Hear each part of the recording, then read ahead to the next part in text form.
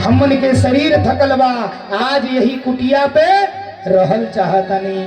आज अब तीनों जने निवेदन कैले है, अनुसुईया मैया रहे के आदेश दे दिए, लेकिन कहले है माता एगो शर्त बा। शर्त का बा कि नंगा होके भोजन बनावे के बा, वो का बालू के हलुआ, आ उहे हमन के तीनों जनी खाए ले जाई। नंगे होके बनावे के बा, नंगे होके खिलावे के बा।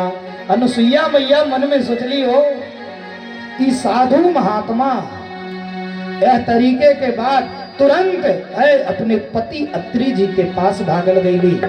महाराज जैसे ही अत्रि जी के पास गईली हो, अत्रि महाराज तुरंत हो ध्यान लगौले कि ध्यान में देखी मुनि मुस्कालन। महाराज ध्यान लगा के देखो तने का कि तीनों जने ब्रह्मा विष्णु महेश, ब्रह्मा विष्णु महेश, ये तीनों जने लोग परीक्षा ले रहे अनुसुईया के आइल बा। महाराज तुरंत अनुसुईया से बतौले, आई अनुसुईया गईली हो, हाथे में जल लिहली, आज जल लेके ऐसन मरली, अरे साधुलिक कपड़ा आकाश में उड़ा देहली, साधुलिक कपड़ा आकाश में उड़ा देहली, साधुलिक कपड़ा आकाश में उड़ा देहली, साधुलिक कपड़ा आकाश में उड़ा देहली, साधुलिक कपड़ा आकाश में उड़ा देहली, साधुलिक कपड़ा आकाश में उड़ा देहली।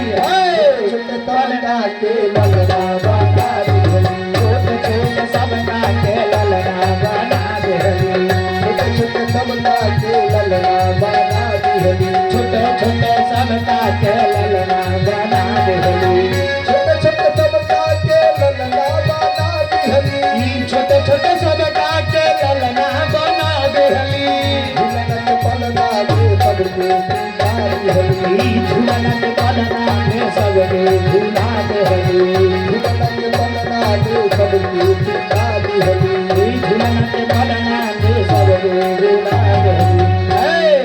अब महाराज तुरंत जैसे जल मरली, तीनों जने का कपड़ा उड़ गया, अब तीनों जने छोटहन छोटहन लड़का बन गई ने। आज जैसे लड़का बन गई ने हो, तीनों जने के उठा के अनुसुईया मैया तीन गो पालना में रख दी, अब पलना में झुलावे लगली।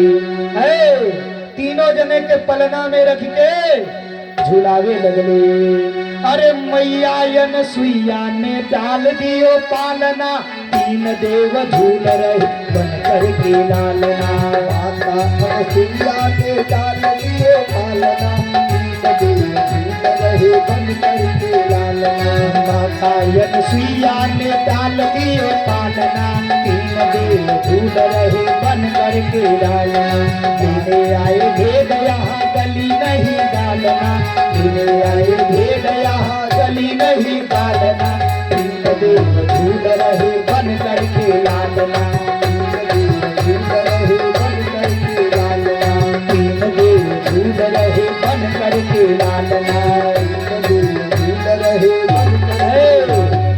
महाराज ई तीनों जने के हो अनुसुईया मैया पालना में झुलावत अड़ी, तीनों जने लेवे आइलन का मैया अनुसुईया के भेद हो, लेकिन दाल नहीं गलन, तीनों जनी लड़का हो गई ना, लड़का है। अब अनुसुईया मैया ये तीनों जने के पलना में झुला के काजर लगा के गावत तरीका हो, अरे पति के चरनिया में लीना है माता अनुसुईया नु हे ललना हे ललना ब्रह्माया विष्णु महेश में झुलाए हो, ललना ब्रह्माया विष्णु महेश में झुलाए हो।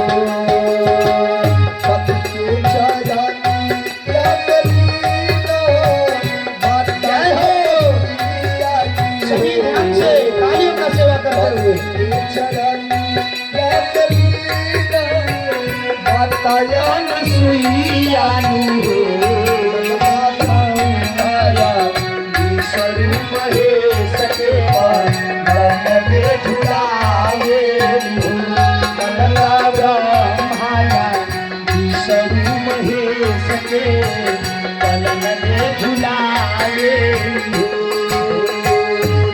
छोटे पाई के ललनवा बड़ा सुख पावेली हो। छोटे छोटे पाई के ललनवा बड़ा सुख पावेली हो। मैया बाबा के काजरा लगावे झूला झूलवा भगावे हो। मैया मातावा के काजरा लगावे झूला झूलवा बजावे हो। मैया मातावा के काजरा लगावे झूला झूलवा बजावे हो। तीनों जने के अनसुईया मैया हो मीस के तेल बुकवा कई के काजर लगा के लिलारे पे नजर ना लग जाओ। आ झुनझुना बजा के खिलावो तड़ी। आ एन्ने महाराज तीनों देवी लोग बेचैन बा कहाँ गई ले लो। कई दिन बीत गई तीनों जने खोजे ताड़ी कहाँ गई ने। अरे तने में नारद बाबा तने में नारद बाबा सुनी लोग बाकी हमार हो। सुनी लोग बाकी हमार हो। तने में नारद बाबा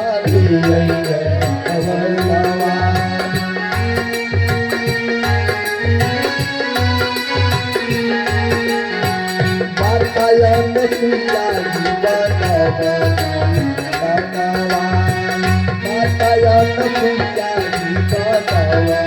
सुया चुनी चाट करे दुलार हो।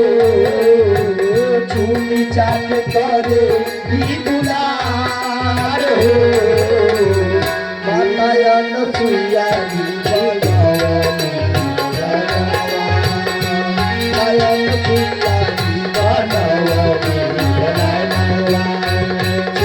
चाट करे दुलार हो। चूनी चाट करे दुलार हो। इतने में नारद बोलिए कृष्ण भगवान की जय हो। नारद जी पहुंच गए कहाँ ब्रह्मा जी के घर है। आ ब्रह्मा जी के यहाँ जाके कहले कहाँ बानी लोग मालूम बा। उ कहली नाय कहले ऐसन बाई जाके महासती अनुसुईया के यहाँ बाने। ओकरे बाद वहां से गईले विष्णु भगवान गया लक्ष्मी जी लगे। लक्ष्मी जी से कहले कि ई जाके भगवान विष्णु भगवान गई रहले हैं लोग अनसुईया मैया के परीक्षा लेवे। तीनों जने के ललना बना के खिलावत तड़ी पलना में गौरा जी लगे गईले। ओहू बतौला तीनों जनी घबरा गईली बाबू हो। तीनों जनी कहली अब चलल जाए पति के छोड़ावे। बोलिए कृष्ण भगवान की जय हो। आ तीनों जने महाराज तीनों जने अपने अपने पति के छोड़ावे खातिर मैया अनसुईया के दरबार में आ गई। मैया के कुटिया पर आके हो तीनों जने गुहार करतड़ी हे मैया अरे हमनी के पति के छोड़ दी। अनसुईया मैया कहली कैसे छोड़ दे। अब केकर के है ई चिन्ह लोग। अरे हमरे भी तीन जने तो हमें भी तीन जन चाटो मिलो। हमरे भी तीन जने तोहरे भी तीन चलो चाटो मिलो। हमरे भी तीन जने तोहरे भी तीन जन चाटो मिलो। हमरे भी तीन जने तोहरे भी तीन चलो चाटो मिलो। महाराज अनसुईया मैया कहली तो लोगन तीन जने बाड़ू हमारियो लगे तीन जने बाड़े। अब छाटो बीनो के करके है बाबू हो। तीनों जने लड़िका बनल बालो पलना में झूलता लो लोला खेलता लोला। बोलिए कृष्ण भगवान की जय हो।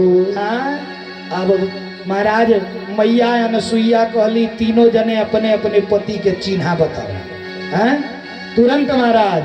अरे लक्ष्मी जी बोली हमारा है सावर, लक्ष्मी जी बोली हमारा है सावर, लक्ष्मी जी बोली हमारा है सावर, लक्ष्मी जी बोली हमारा है सावर। शंख चक्र गदा पद्म किए हैं धारण, शंख चक्र गदा पद्म किए हैं धारण। सोती हमेशा शेष सैया, सोती हमेशा शेष सैया, बताओ कौन किसके है सैया, सोती हमेशा शेष सैया, बताओ कौन किसके है सैया, सोती हमेशा शेष सैया, बताओ कौन किसके है सैया।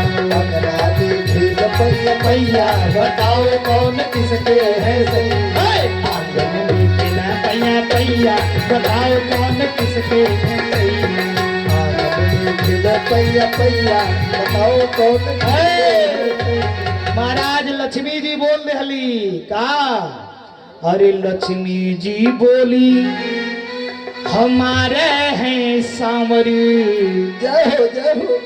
असंख चक्र गदा पद्म और किए हैं धारण, सोते हमेशा शेष सैया,